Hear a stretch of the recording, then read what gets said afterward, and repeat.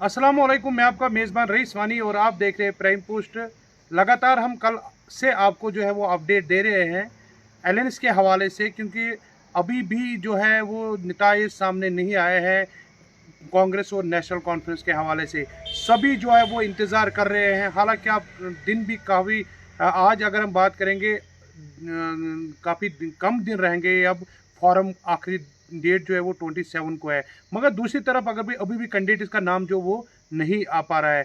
क्या वजह है? हालांकि अभी जो है वो खबर ये आ रही थी कि नेशनल कॉन्फ्रेंस के जितने भी लीडरान है, जो कॉन्स्टिट्यूंसी इंचार्ज है, उनको श्रीनगर बुलाया गया था और वहां पे डॉक्टर फारूक अब्दुल्ला के रेजिडेंस पे उनकी मीटिंग चल रही थी। दूसरी तरफ अगर हम कांग्रेस की बात करेंगे, कांग्रेस के जो हाईकमांड से भी कुछ लोग जो है वो आए थे और वहाँ के जो लोकल लीडरशिप है कांग्रेस के जो है उनके साथ जो है कि मैं आपको बता दूं कि ये इसे तरीके से जो है वहाँ पे मैं आपको ये भी बता दूं कि वहाँ पे मीटिंग ये जारी है। अगर हम डॉक्टर फारूक अब्दुल्ला की मीटिंग की बात करें, उनके घर में मीटिंग चल रही है। नेशनल कॉन्फ्रेंस के जो लीडर्स हैं वो वहाँ पे पहुँच चुके हैं और वहाँ पे ये भी अभी खबरें आ रही है कि वहाँ से जो है मीटिंग कुछ ही देर के बाद जो है वो ख़त्म हुई है पहला राउंड। अब देखने वाली बात होगी क्या आज लोग इंतज़ार क्या है, क्या आज फाइनल हो सकता है? क्या फाइनल राउंड के बाद जो है अब ये कैंडिडेट्स का जो नाम है नेशनल और कांग्रेस की नेशनल कॉन्फ्रेंस और कांग्रेस के जो कैंडिडेट्स हैं उनका नाम सामने आएगा कि नहीं? अभी ये भी खबरें जो है गर्दिश कर रही है, जो हमने कल आप तक पहुंचाने की कोशिश की थी।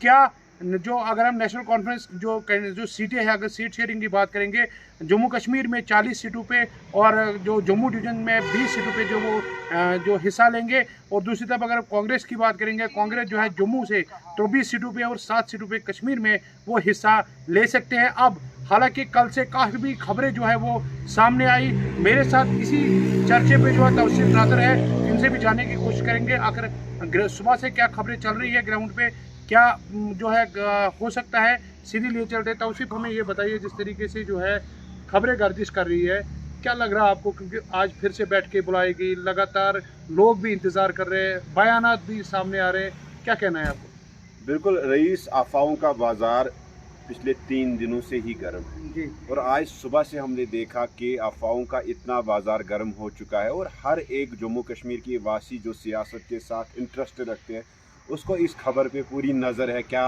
इंडिया अलायंस और इंडिया अलायंस जो है आज अपना लिस्ट जारी करेगी, जिसमें नेशनल कॉन्फ्रेंस और कांग्रेस जो है।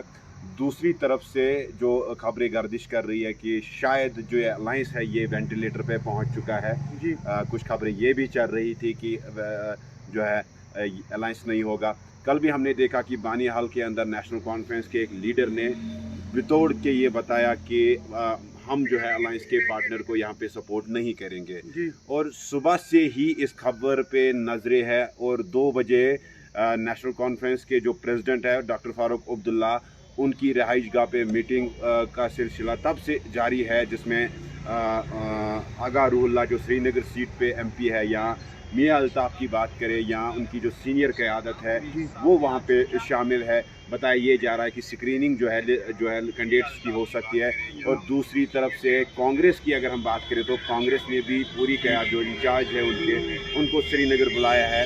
नज़र जो है इस वक्त हर एक, मगर जिस तरह से खबरें गर्दिश कर रही है कि ये अलायंस जो है वेंटिलेटर पे पहुंच चुका है। और दूसरी तरफ से भारतीय जनता पार्टी भी कल 3 बजे तक जो है लिस्ट आउट कर सकती है। हरियाणा और जम्मू कश्मीर दोनों जगहों पे कैंडिडेट्स का नाम सामने है, क्योंकि भारतीय जनता पार्टी के खेमे में भी इस वक्त जो है कहीं ना कहीं ये देखने को मिल रहा है, खासकर अगर खिते पीर पंचाल की बात करें, क्योंकि एक अहम फैक्टर है वो सीटें, क्योंकि नेशनल कॉन्फ्रेंस या कांग्रेस जो इंडिया अलायंस है उनके लिए भी, क्योंकि वो डिसाइडिंग फैक्टर बन सकती है कि चीफ मिनिस्टर कौन बन सकता है। वहाँ पे भी हमने देखा लगातार भारतीय जनता पार्टी में गुजर कम्युनिटी से जो लीडरान है, जिनको मंडेट का थोड़ा खदशा था कि इस पार्टी से हमें मंडेट नहीं मिलेगा, उन्होंने बीजेपी ज्वाइन किया। जैसे कुछ दिन पहले चौधरी जुल्फकार, उसके बाद आज जस्ट अभी सुरनकोट से एक कांग्रेस लीडर, उन्होंने भारतीय जनता पार्टी जो है ज्वाइन की। ऊपर से अगर बात करें हवेली सीट की, तो हवेली सीट पे ऑलरेडी 3-4 ऐसे